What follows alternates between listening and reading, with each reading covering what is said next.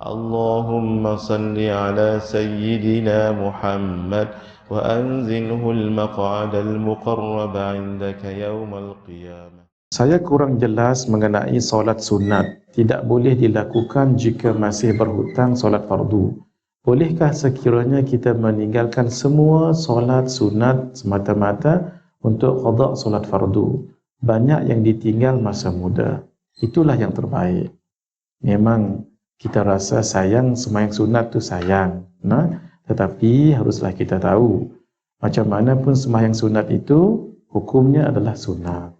Yang qada itu hukumnya wajib, hutang tetap hutang. Jadi kerana itu lebih baik dibayar hutang. Dari segi afdalnya memang kita bayar hutang qada daripada sunat. Tambah lagi di bulan Ramadan. Kalau kita qada, solat qada itu statusnya wajib. Kan Nabi sebut man taqarraba fihi bi khaslatin kana kaman adda fardhatan fi ma siwa wa man adda fihi bi fardhatin kana kaman adda 70 fardhatan fi ma siwa.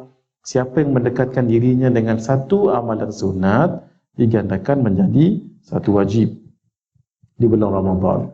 Siapa yang mendekatkan dirinya dengan satu amalan wajib digandakan menjadi seolah-olah mengerjakan 70 yang wajib. Qada itu wajiblah. Jadi guru kita selalu bagi nampak. Contohnya, orang nak bagi kita 1,000, kemudian ada orang nak bagi 70,000 ringgit. Mana kita nak ambil? Kalau bab duit bukan main kita. Tapi kalau bab pahala, kita mungkin tak nampak. Mungkin tak nampak. Tapi itulah yang sebenarnya ini. Jadi akhirnya nanti tak buat yang sunat-sunat. Tidak mengapa. Sebab yang wajib itu lebih fardu, lebih wajib. Cuma saya semalam sebutkan ada pendapat mutaakhirin, kata guru kami Syekh Nuruddin. Ada pendapat ulama yang mutaakhirin mengatakan tidak mengapa, boleh. Kalau nak sembahyang sunat pun boleh, silakan. Tapi dengan syarat yakin masih nyawa panjang lagi untuk qada. Tak apalah. Kalau rasa nyawa panjang lagi, umur panjang lagi, silakan. Takut-takut itu sahaja. Taib. Jelas ni. Kalau rasa nyawa panjang lagi, tak apa, sembahyang tarawih dulu, nanti qada. Sembahyang ba'diyah dulu, nanti qada, boleh. Tidak salah. Tapi yang paling bagus qada sahaja. Paling bagus. Kecuali sembahyang, contohnya sembahyang gerhana yang jarang datang. Sembahyang tahajud malam, buka dulu dengan tahajud, kemudian lepas tu nak qada, silakan.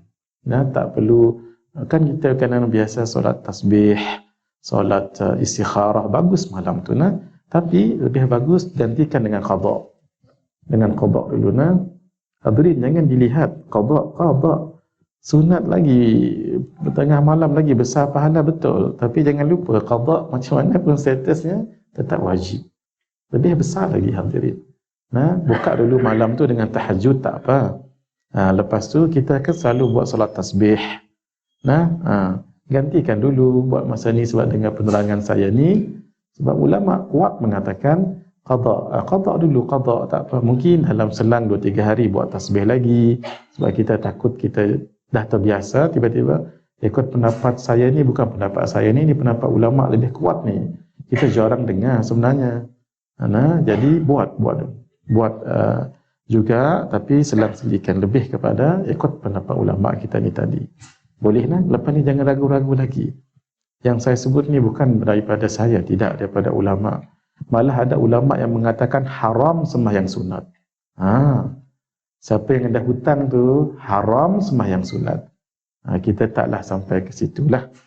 Jadi kita katakan afdal, lebih baik begitu.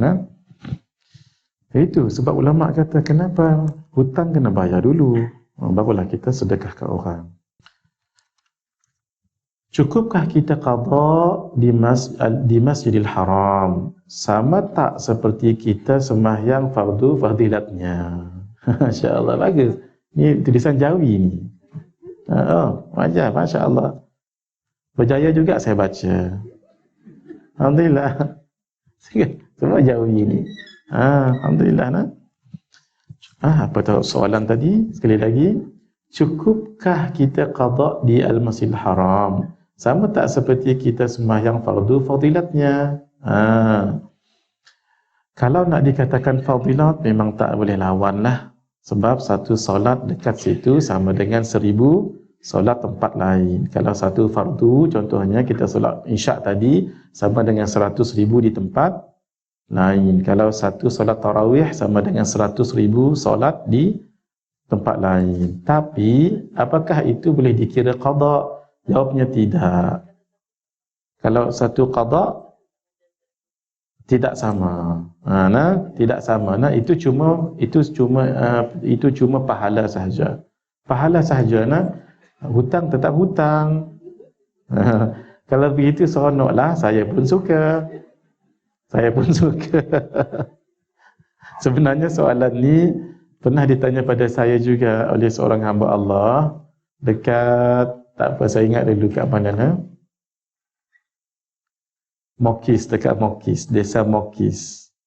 Kalau orang desa Mokis dengar sekarang ni, dia pernah tanya saya, Ustaz, kalau kita tak sembahyang lama-lama dulu banyak, tapi kita pergi ke Mekah, sekali sembahyang tu kan sama dengan 100,000 qada. Masya Allah. Saya kata betul, tetapi itu pahalanya. Bukan dia menghapuskan yang dulu-dulu tu. Tidak. Bukankah Ustaz? Sebab mungkin ada orang bagi info, boleh, sebenarnya tak. Itu cuma apa? Fadilat sahaja. Apa pun bagus, pergi kat sana qada banyak-banyak. Bagus. Pahala tu dapat insya-Allah Muhammad. Tetapi qada hutang tetap hutang. Adakah makruh ambil wuduk waktu azan? Ketika tengah mengambil wuduk, azan tidak mengapa, teruskan mengambil wuduk. Kalau tidak azan diazankan, tunggu dulu azan sekejap. Kalau tidak kerawadatlah, supaya kita jawab azan. Sebab jawab azan itu adalah tuntutan, satu tuntutan. Idza sami'tumun nida faqulu mithla ma qala al-muadzin. Nabi sebut, kalau kamu dengar azan, hendaklah kamu sebut seperti mana yang disebut oleh muadzin, illa melainkan hayya 'alatain, hayya 'alatain, hayya 'alas salah. Jangan jawab hayya 'alas salah, jawab la haula wala quwwata illa billahil aliyyil azim. Hayya 'alal falah, jawab la haula wala quwwata illa billahil aliyyil azim. As-salatu khairum minan naum.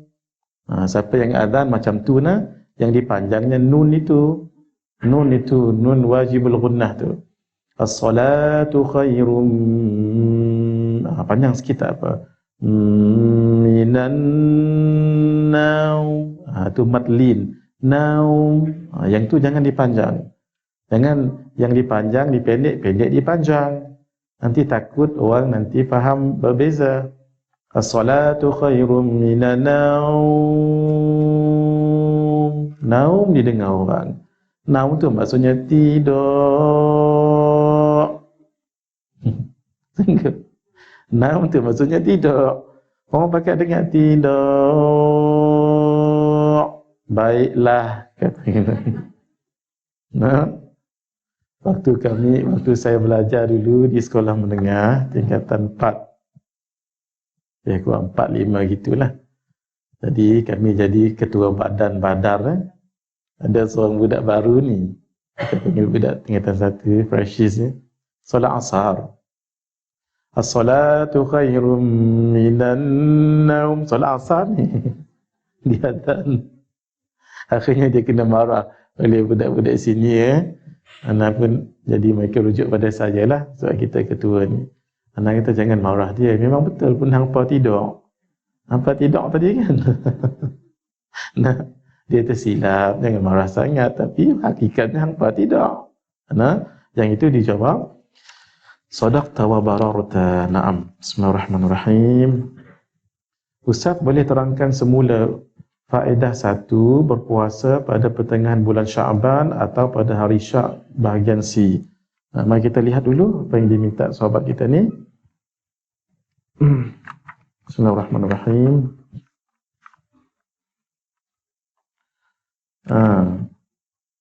Faedah satu, berpuasa pada pertengahan bulan Syaban atau pada hari syuruk ke syak ni? Ini syuruk ni. Syuruk, waktu syuruk saya rasa syak bahagian C. C. Dan kita lihat muka surat 29 masing-masing. Kita tak baca lagi ni, kita jawab soalan dulu. Jika bersambung, kita atas dahulu. Berpuasa setelah pertengahan bulan Syaban, apa maksudnya? Setelah pertengahan. 15 itu memang kita berpuasa. Orang ini tak puasa pun 15. 16 baru dia berpuasa. Ini dikatakan haram. Atau pada hari syak, hukumnya adalah haram, tidak sah. Kecuali pada 3 masalah, maka hukumnya boleh dan sah. Terus kita ambil C untuk kita sama-sama. Hadirin, untung kita baca kitab ni.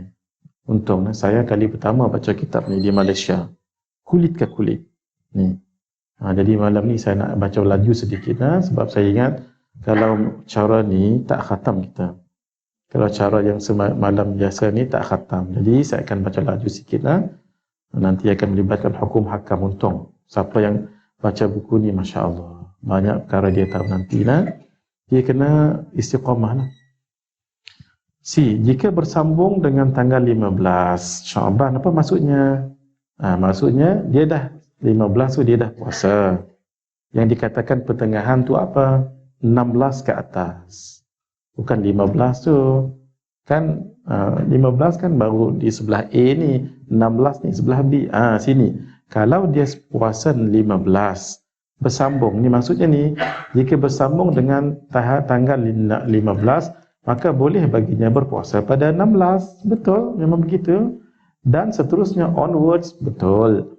Apabila terputus tidak berpuasa, maka tidak boleh pada hari berikutnya untuk berpuasa. Orang begini, orang ni, dia tak pernah pun puasa daripada 1 sampai 14, tak pernah orang ni. Orang ni tak pernah puasa. Jadi, hukumnya macam mana? Orang sebegini, daripada 1 sampai 14 tak pernah puasa.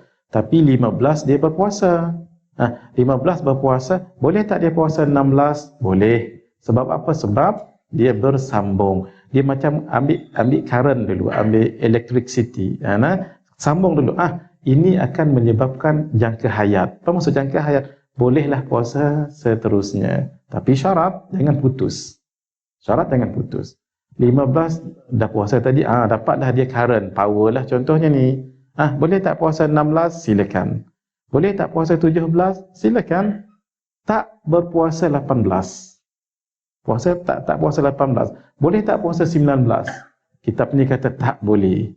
Kalau dia mula 15. 15 dia mula. Tapi kalau sebelum tu dia ada mula. Sebelum tu dia ada mula 1, 2 sampai 7. Pening kepala 8, 9 tak. 10 puasa lagi. Kemudian ayam percik 11 tak jadi. 12 dia lagu itulah. Tapi sebelum 15 yang dia puasa tak? Puasa. Orang sebegini walaupun putus sebegini boleh dia sambung lagi. Faham Yang ini maksudnya orang yang tak pernah puasa. Faham? Jadi yang ini kita telah jawab. Tak kat situ Bismillahirrahmanirrahim. Saya memohon penjelasan berkenaan solat sunat. Adakah solat sunat seseorang diterima jika solat-solat ini dah baca malam tadi ni? Jika solat-solat 5 waktu yang tidak dibuat sebelum ini, selama mana solat ini tidak selesai dia qada. Diterima tu insya-Allah diterima.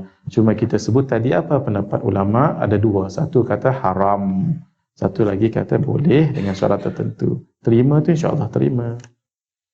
Niat puasa Rejab, mohon Ustaz jelaskan niat puasa Rejab dan Syaban niat. Ada setengah guru berkata tiada puasa sunat Rejab dan Syaban selain niat puasa Isnin dan Khamis. Tak. Seluruh kitab-kitab mazhab kita Asy-Syafi'i kecil besar mengatakan ada puasa Rejab dan puasa Syaban ada. Sebab puasa ini, puasa Rejab paling tidak puasa apa? Puasa bulan-bulan haram. Nabi yang bagi tahu sum ashhurul hurum. Nabi sebut sum ashhurul hurum. Hendaklah kamu berpuasa pada bulan-bulan haram. Bulan haram tu apa? 4. Dzulqa'dah, Dzulhijjah, Muharram dan Rejab. Sebab itu hadirin, Memang Nabi tak pernah berpuasa 4 bulan itu sepenuhnya, tak pernah. Tapi cukup kita ambil satu pendapat. Siapa? Sayyidina Ibn Umar. Siapa beliau? Abdullah bin Umar. Siapa ayah beliau? Ayah beliau adalah Sayyidina Umar, bukan orang sebarang ni. Beliau seperti yang disebut dalam kitab Lataiful Ma'arif. Kitab ni terkenal ni. Kalau boleh ustaz-ustazah, jangan tak beli kitab ni. Lataiful Ma'arif. Saya pernah lihat ada terjemahan. Cari terjemahan, cari kitab ni.